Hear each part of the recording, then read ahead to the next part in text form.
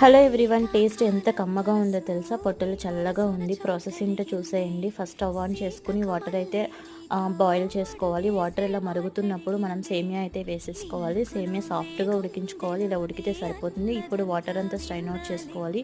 సేమియా ఇంకా ఉడకకుండా cool water అయితే వేసుకోవాలి. తర్వాత పెరుగు అయితే తీసుకున్న ఒక ప్యాకెట్, కొంచెం సాల్ట్ వేసుకుని మెత్తగా చేసుకోవాలి.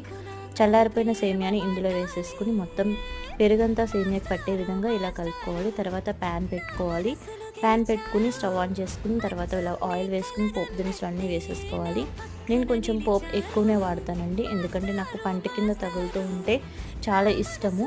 తర్వాత కొంచెం ఘాటు ఎక్కువ తింటా కాబట్టి పచ్చిమిర్చి అయితే 4 పచ్చిమిర్చిని ఇలా సన్నగా వేసుకున్నాను.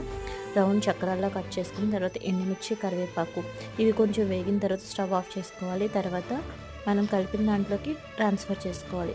దీని పేరు సేమియా దద్దోజనం. చాలా బాగుంది.